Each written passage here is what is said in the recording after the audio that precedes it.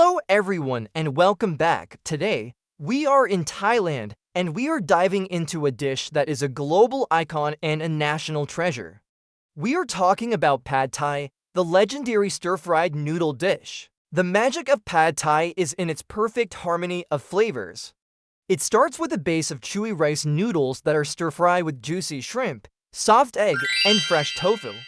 The soul of the dish is the sauce. It's a perfect blend of sweet tamarind paste, savory fish sauce, and a little bit of sugar.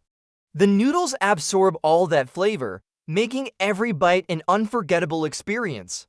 It's all topped with crunchy peanuts, fresh bean sprouts, and a squeeze of lime to add a tangy kick. You know, in America, our noodle dishes are usually a one-note song. We like it cheesy, or we like it with a simple red sauce. But Pad Thai, it's an entire orchestra of flavors. It's sweet, it's sour, it's salty, and it's spicy, all in one bite. It proves that noodles can be a full-blown culinary experience, not just a simple, heavy meal. If you think pork hock can only be crispy and roasted, Germany will surprise you with something else. Eisbein, also known as Schweinschacks. It's a massive pork knuckle, salt-cured and slowly braised until the meat falls right off the bone. The skin isn't crispy, but glossy and fatty, the flavor infused with vinegar, beer, and herbs. The word Eisbein literally means ice leg, because, in the old days, its bone was used as a blade for ice skating, history right on your plate. In Germany, Eisbein is usually served with mashed potatoes, sauerkraut, and yellow mustard. The fatty richness of the pork is perfectly balanced by the sour tang of sauerkraut and the sharp kick of mustard. Its flavor contrasts at its best, heavy yet refreshing, fatty yet acidic, chaotic but structured.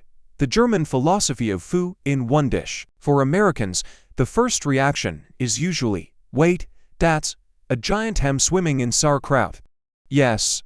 It's huge, it's shiny, and it looks nothing like the neat pot roast they know. But once you try it, you'll understand why it's considered a soulful dish in many parts of Germany, especially Berlin. Here's the fun twist. In southern Germany, pork knuckles are usually roasted crispy. The version tourists often call Schweinschacks. But in the north, especially Berlin, Eisbein must be soft and braised.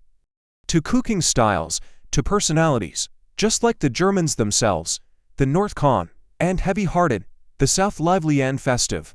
Eisbein is not just a dish, it's an endurance challenge. That pork knuckle is the size of a forearm, dripping with fat. Eating it solo isn't for everyone.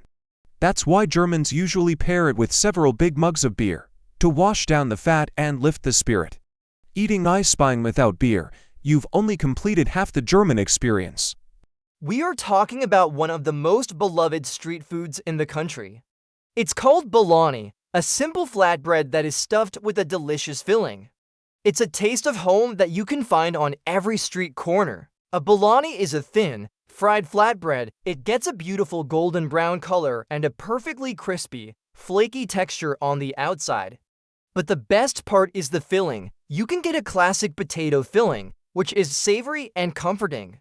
Or you can try a surprising and wonderful sweet filling made from spiced pumpkin. You can even get it with leeks for a fresh, herbaceous flavor. The combination of the hot, crispy bread and the soft, flavorful filling is what makes it so special. Bologna is more than just a snack, it's a dish of community and hospitality. It's the perfect food to share with friends and family. You buy it hot from a street vendor, and the smell of the fried dough and the filling is absolutely irresistible. It's a quick meal, a perfect snack, and a taste of history. And you can't eat a bologna without the sauces. It's almost always served with a cool, tangy yogurt sauce, sometimes with a little garlic and dried mint. The cool creaminess of the yogurt is the perfect contrast to the hot, savory bologna. Sometimes, you even get a spicy chutney to add a little kick. Bologna is a humble classic that is truly a culinary treasure. It's a delicious, honest, and truly unforgettable taste of Afghan culture. You have to try it.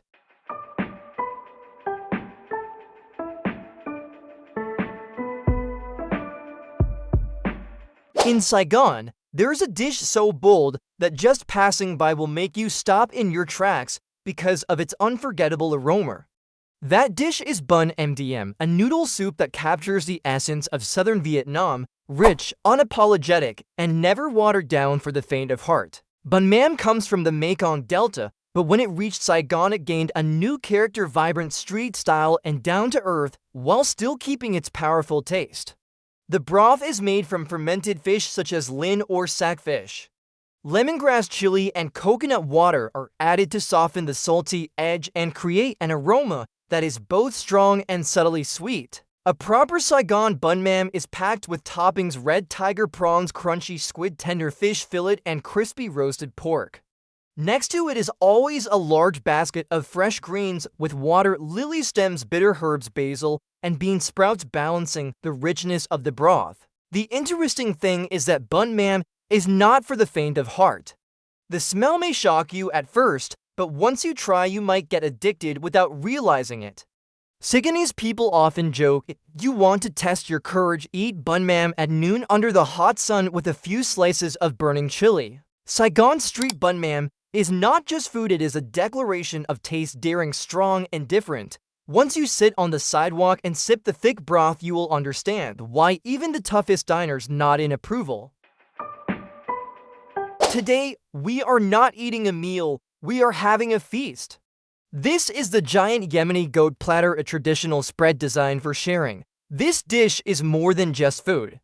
It is hospitality and culture, where people gather to enjoy some of the best meat in the world. The goat meat is cooked using traditional methods, often slow-cooked in an underground oven, mandi, or slow-steamed.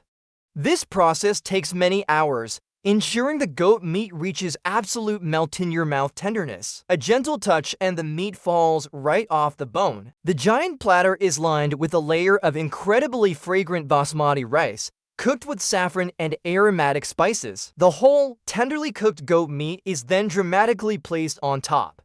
This dish is an impressive sight, inviting you to dig in with your hands. Comment which giant dish is the most impressive and subscribe to see what other massive feasts exist. Can you believe that in Finland, there is a dish almost the entire country eats together every Thursday? That dish is hernekeito, the traditional pea soup. At first glance it looks simple, a thick green soup made from dried peas with smoked pork and a hint of sharp mustard.